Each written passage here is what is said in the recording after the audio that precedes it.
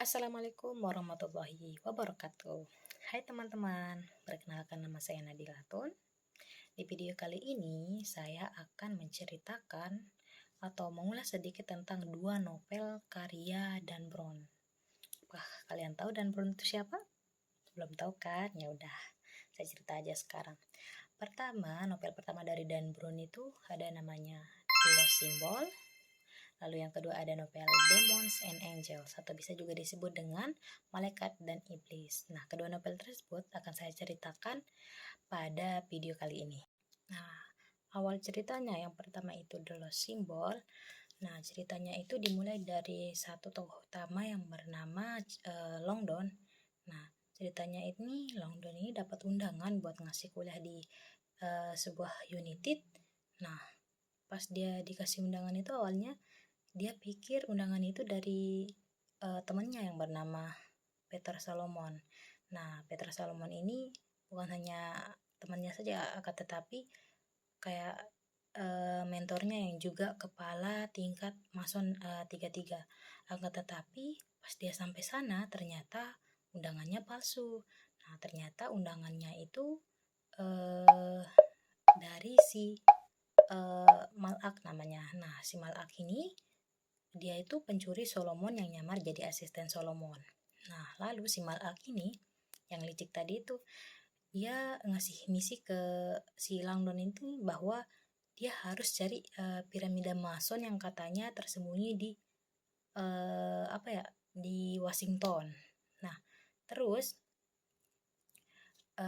di sana itu kayak pokoknya sangat penting buat para Mason yang tadi si Solomon ini Mason kan juga.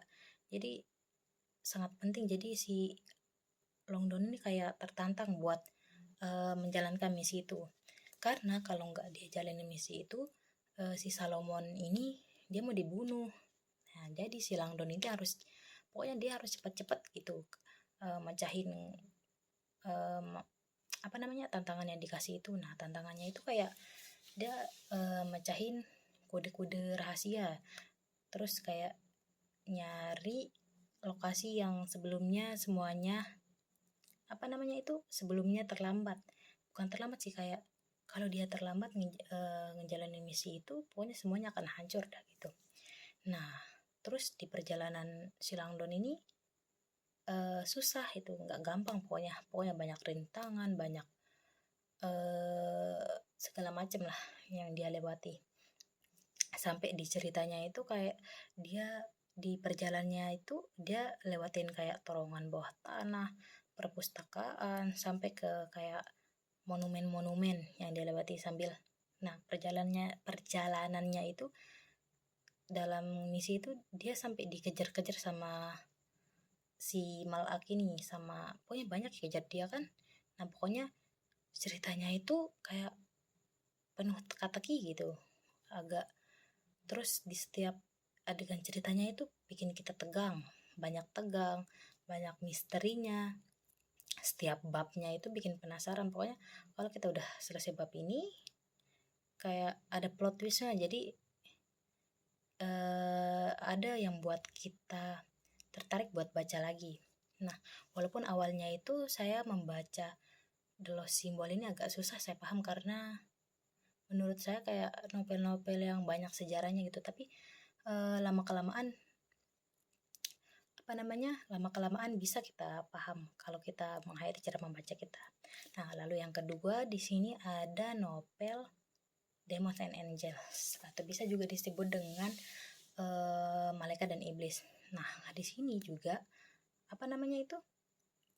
tokoh utamanya itu si Langdon. Nah, akan tetapi di misi kali ini si Langdon itu kayak ceritanya itu dia harus memecahkan misteri pembunuhan dan ancaman bom yang bisa menghancurkan sebuah tempat yang dia, pokoknya tempatnya nama tempatnya kayak bom yang bakal ngancurin Vatikan namanya. Nah, serunya di cerita itu si Langdon ini harus bener-bener kayak dia ngejalaninnya itu sambil dikejar-kejar waktu gitu.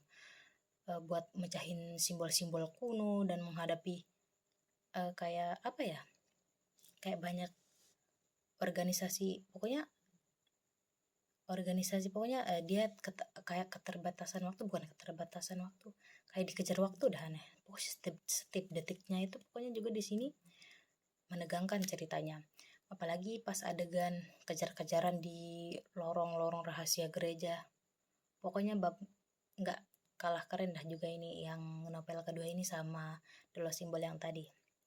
Nah, pelajaran yang bisa kita ambil dari kedua novel ini, yang pertama menurut saya itu ilmu pengetahuan itu dan kepercayaan itu harus kita bisa seimbangkan, karena dari kedua novel itu banyak konflik antar gimana ya, pokoknya kayak konflik antara pengetahuan dan kepercayaan masing-masing dah. Akan tetapi kalau kita bisa menyeimbangkannya, tentu saja juga kita tidak akan salah dalam memilihnya. Lalu yang kedua, pelajaran yang bisa kita ambil itu, kita itu jangan mudah menyerah. Kenapa saya bilang jangan mudah menyerah? Karena di tokoh Langdon ini kayak ngasih amanat buat kita itu, walaupun dia dikasih masalah sebesar apapun, di situasi yang seolah-olah gak ada jalan keluarnya, yang dia dikasih kayak cobaan sejenis kayak cobaan berat lah gitu kan. Nah, tak akan tetapi si Langdon ini gak pernah dia putus asa. Pokoknya dia tetap berusaha buat mecahin dah semua masalah yang dia dapat gitu. Nah, lalu kenapa kedua novel ini penting dalam pengkajian filologi? Karena kedua novel ini sangat bersangkut pautan banget sama filologi. Kenapa saya bilang gitu? Karena si Langdon ini selalu memecahkan kode-kode kayak simbol, terus naskah-naskah kuno. Filologi itu kan ilmu yang mempelajari tentang naskah kuno kan. Jadi filologi itu nggak cuma soal baca teks kuno aja, kan, tetapi juga kayak dia memahami makna-makna yang tersembunyi di balik kata-kata atau di balik apa gitu. Jadi tanpa filologi itu sebuah misteri yang di novel yang tadi itu, yang dua itu, gak bakal bisa terpecah kalau kita gak memahami hal tersebut.